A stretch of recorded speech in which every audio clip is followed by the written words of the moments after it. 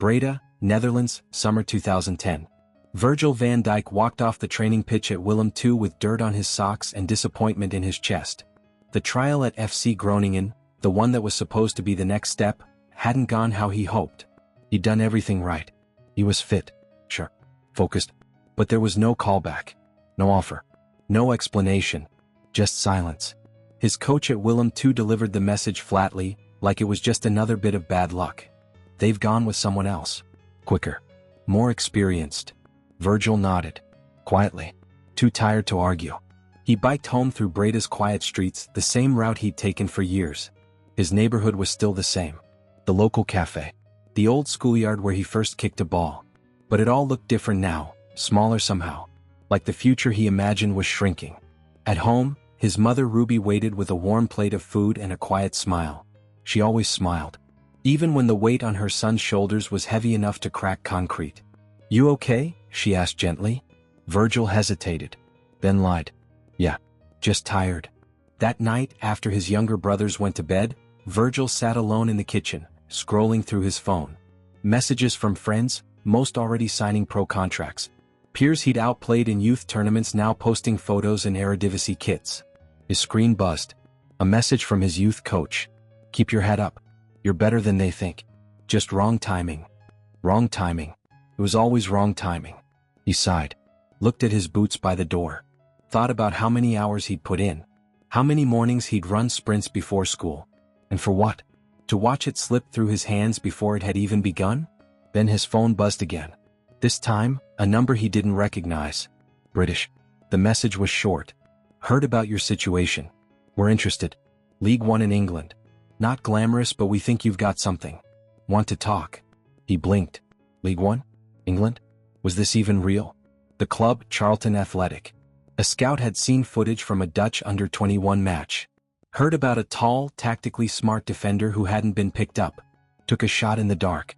It wasn't Ajax. It wasn't Feyenoord. It wasn't even Groningen. But it was something. He showed the message to his mother. She didn't say much. Just placed her hand on his shoulder and nodded. "You've always stood out. Maybe it's time the world saw it too." 2 weeks later, Virgil stood at the arrivals gate at London Gatwick, a single bag over his shoulder and nerves in his gut. A Charlton staff member held a paper sign. Van Dijk. He took a deep breath. This wasn't where his story was supposed to start. But maybe it was where it needed to. London, autumn 2010, Charlton Athletic Training Ground. The boots didn't fit right. Virgil sat at the edge of the pitch, adjusting the laces of the worn training pair Charlton had handed him. The studs were too short for the muddy turf, and the cold October wind cut through his thin training kit like a blade. League One was nothing like the Dutch academies. It was harder, faster, meaner. The first week of training was a culture shock. The tackles came late. The language came fast.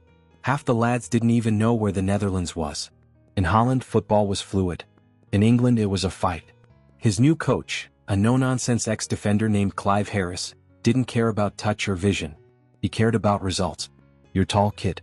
But we've had tall before. Tall don't mean shit unless you win your headers." And the matches? Brutal. Long balls. Elbows. Wednesday nights in freezing rain, playing on waterlogged pitches in front of 3,000 fans shouting things they wouldn't dare say in daylight. Virgil struggled. Positionally he was raw. Too slow on the turn. Too casual with the ball. The center-back next to him, a grizzled 32-year-old named Kieran, let him know it. "Quit the fancy shit, Dutchie. Just hoof it." Every mistake brought a glare from the manager, a groan from the crowd. He didn't play the first 6 matches. Then, finally, an injury opened a spot. His debut was away at Rochdale. The locker room was silent before kickoff. Virgil sat on the end, headphones in, eyes down. Kieran slapped him on the leg. "Don't freeze." He didn't. The game was ugly. He cleared everything in the air. Won duels. Made one perfect sliding tackle that got the away fans chanting, "Holland! Holland!" Mostly as a joke. But it stuck. They won 1-0. After the match, the manager walked past him without saying a word. But at the next training session, Van Dijk was in the starting 11. The weeks passed. He got better. He learned to love the ugliness. Learned when to hoof it, when to hold it. Worked on his pace. His strength. He stayed late after training, doing sprint drills and watching old Premier League defenders on YouTube. Campbell. Ferdinand. Vidic. The coaching staff started to notice. Quietly. "Kid's got something," Clive muttered to his assistant. "Still rough. But I like the way he sees the game. He wasn't a star. He wasn't a name. But he was dependable. Smart. Come." The fans took to him. The nickname stuck. The Dutch Wall. One match day in December, a scout from a championship side jotted down a note in his notebook after watching Van Dijk lead a clean sheet against Sheffield Wednesday. Van Dijk, composed. Commands the line. Premier potential? He didn't know it yet. But the climb had begun. England, 2011 to 2013, from League One to the Premier League. Virgil van Dijk was no longer just a promising kid in League One. By the time Charlton reached the championship, he was commanding the back line with quiet authority. Physically dominant, tactically maturing, and emotionally grounded. He wasn't flashy, but he was becoming inevitable. One cold February afternoon, after shutting down Watford's front line in a gritty 1-0 win, he was pulled aside in the tunnel by a tall, bald man with a sharp suit and a sharper handshake. "Alan Stubbs," he said. "I'm with Everton." Virgil blinked. "The Everton?" "Not many others." Stubbs smiled. "Roberto Martinez has been watching you. He likes what he sees. You're not the finished product, but you're close." 2 weeks later the deal was done. Liverpool, summer 2013, Finch Farm, Everton training ground. Everton wasn't flashy like Liverpool. It wasn't a headline machine like Manchester United. But it was a proper football club, grounded in tradition. Gritty. Demanding. Honest. Martinez met Virgil in his office with a simple message. "We don't need stars. We need anchors." Van Dijk nodded. He made his debut in a pre-season friendly against Real Betis. The fans didn't know what to expect from the tall Dutchman with the soft voice. But within 10 minutes he'd intercepted 3 balls, barked instructions at the back line, and sent a 40-yard pass that opened up a counterattack. "Who's that?" murmured someone in the Gladys Street end. "That's the lad from Charlton. Van something." They'd know his name soon enough. By Christmas, Van Dijk was undroppable. He formed a rugged, balanced pairing with Phil Jagielka. He gave Seamus Coleman more freedom to bomb forward. He won headers like gravity worked harder for him. But it was his calmness that stunned the pundits. He didn't dive in. He didn't panic. He waited. Watched. Solved problems with positioning before they even became threats. And then came the match that changed everything. Everton vs Manchester United. April 2014. Goodison Park. United, still reeling post-Ferguson, were sputtering under Moyes. Rooney started. Mata started. But Van Dijk? He started too and shut everything down. 90 minutes of composure, aerial dominance, and one bone-crunching but clean tackle on Rooney that got the whole stadium on its feet. United lost 2-0. The post-match headline? Everton's Van Dijk makes Manchester regret everything. The next morning Sir Alex, retired but still watching, made one call to Ed Woodward. "You need to fix the back line. Pause. Start with him." Liverpool, summer 2014, Goodison Park. By the start of the 2014-15 season, Virgil van Dijk was no longer just a promising defender. He was Everton's rock. Under Roberto Martinez, the Toffees were fluid, bold, and attacking. But it was Van Dijk who gave them the balance they'd been missing for years. While Ross Barkley and Lukaku made the highlights, it was Virgil sweeping behind them, anticipating danger, leading by example, commanding like a veteran. His second season was even better. His body had caught up with his brain. He wasn't just reacting, he was controlling. He studied the opposition, read the flow of the game, shut down threats before they could bloom. Pundits called him the calm before the counterattack. Fans called him the Dutch Rolls-Royce. Teammates just called him the boss. But success came with attention. And attention brings offers. After a 1-1 draw with Arsenal at the Emirates, a tall figure waited outside the players' tunnel. Ryan Giggs, now assistant manager at Manchester United under Louis van Gaal. He approached quietly, casually. "You're doing good things, Virgil. Grown a lot. But you're not done yet." Virgil looked at him, eyebrow raised. Giggs smiled. Old Trafford's watching. Ferguson too. The message was clear. And Van Dijk felt it, the pull. At United things were rocky. Moyes had come and gone. Van Gaal brought discipline but not dominance. The aura had faded. The fear factor was gone. The boardroom was in panic mode. The Glazers wanted results. The fans wanted identity. And the defense, brittle, inconsistent, was crying out for a leader. Woodward made the move in January 2015. Everton resisted. "He's our future," Martinez said. But Van Dijk, respectful but firm, sat down with the manager. You believed in me before anyone. But I have to take this. Everton agreed. A record fee was set, £40 million. United had their man. Manchester, January 2015, Carrington Training Ground. Van Dijk stepped into Carrington with quiet purpose. No bravado. No entourage. Just a man who knew the work wasn't done yet. He met with Van Gaal. Shook hands with Rooney. Trained with Rashford and Lingard. Sat in the film room longer than anyone. Took notes. Led warm-ups. Pulled young defenders aside between drills. And when he made his debut, a tight 2-1 win over Spurs, the change was immediate. The line held. The midfield trusted. The fans stood. He wasn't just defending. He was restoring something. By season's end, United had climbed back into the top four. They were harder to beat.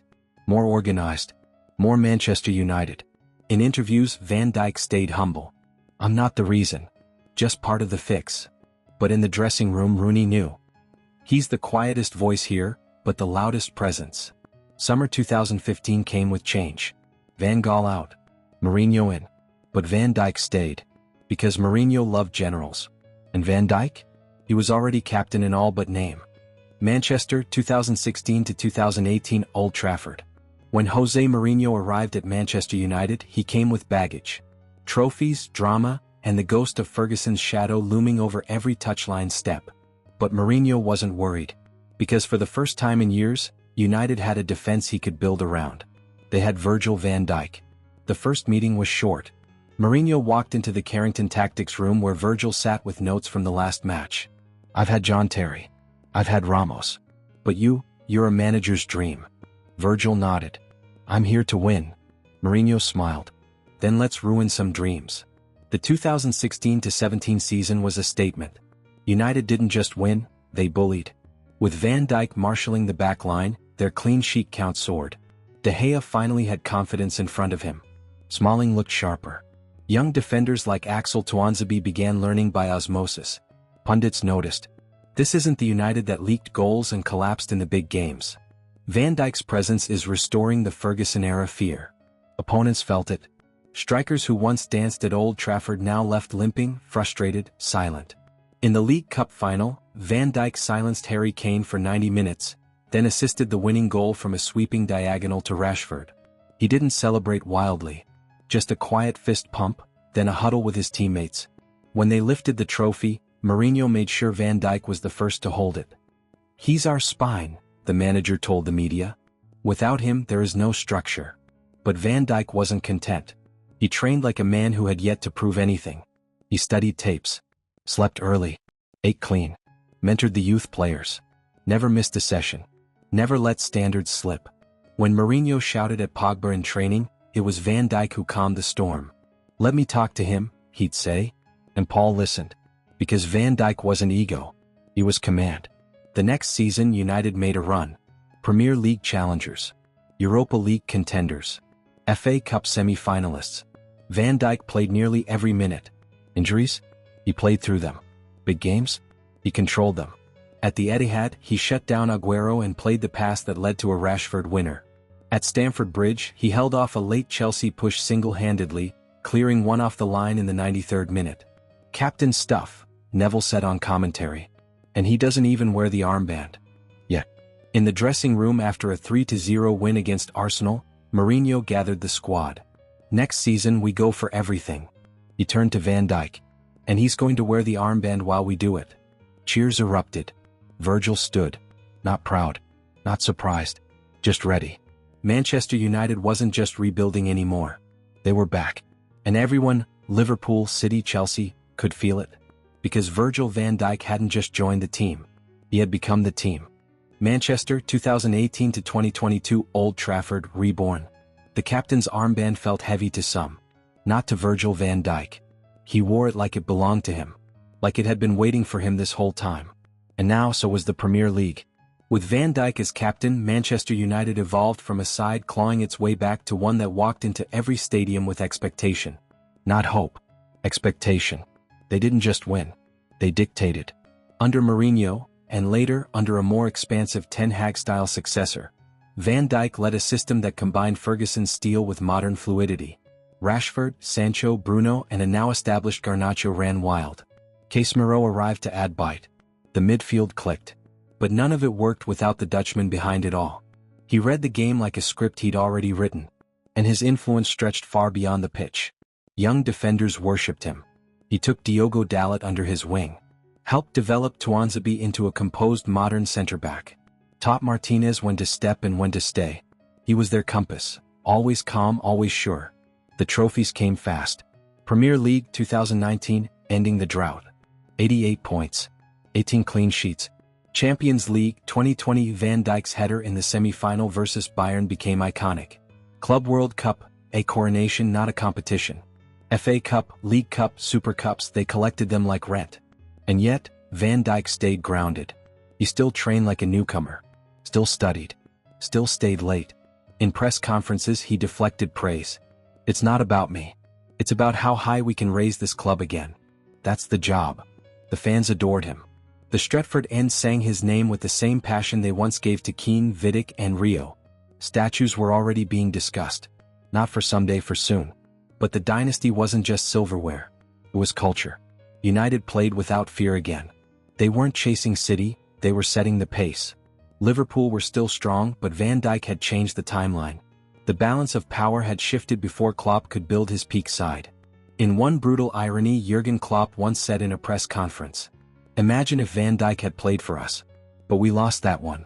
He smiled when he said it. But his eyes told a different story. By 2022, Van Dijk had passed 300 appearances in red. His name was spoken in the same breath as Barisi, Beckenbauer, Maldini. Not just as a defender, but as a defining presence in football history. And through it all he never forgot the beginning. League One, Charlton. The trial that almost never happened. The dream that almost slipped away. Now he was more than a player. He was the cornerstone of a new Manchester United. Not a return to greatness. A reinvention of it. Manchester 2026, Old Trafford Tunnel. The floodlights bathed the pitch in gold. It was Van Dijk's final home game in a Manchester United shirt. The crowd was already singing before the teams came out. His name. His chant. The rhythm of a legacy written over a decade of dominance. Inside the tunnel, younger players stood beside him. Some nervous, others focused. All of them looking at him like he was more than a captain. Like he was the standard. He rolled his shoulders, took a breath, and stepped out to a roar that shook the rafters. Not for a title. Not for a record. Just for him. Earlier that day he sat down for a final club interview. No cameras. Just a quiet room and a recorder. The journalist asked, "When you left the Netherlands for League One, did you ever imagine this?" Virgil chuckled, leaning back in his chair. No. Not even close. He talked about the mud-soaked nights at Rochdale. The freezing Tuesdays in Walsall. The quiet car rides back to a flat no one knew he lived in. Back then I just wanted a contract. A locker. A reason to keep going. And then came the pivot. Charlton. Everton. That match against United. The phone call. When I walked into Carrington, I didn't feel like I'd arrived. I felt like I was finally getting started. The journalist leaned forward. "And now, what do you feel?" Virgil paused, looked down at his hands. "Grateful," he said. "Not just for what I won, but for what I never gave up on." That night, United played a testimonial friendly against a European 11. It wasn't about the result. It was about what he had met. On the sideline, former teammates gathered. Rooney, Rashford, Pogba. Mourinho stood in the stands with Ferguson. Even Pep Guardiola, respectful as ever, sent a message. Some defenders stop goals. He stopped eras. In the 89th minute he was subbed off. The crowd stood as one. Not clapping. Cheering. Because this wasn't a goodbye. It was a thank you. For the trophies. For the leadership. For the stability. For choosing a path no one expected, and walking it all the way to the top. A week later, a mural was unveiled outside Old Trafford. It showed Van Dijk in profile, arms crossed, calm, towering. Etched into the brick beneath were the words, "Not born to wear red, but born to lead it." And in the corner of the frame a tiny detail. A worn, stitched League One football. A reminder of where it started, and how far he climbed.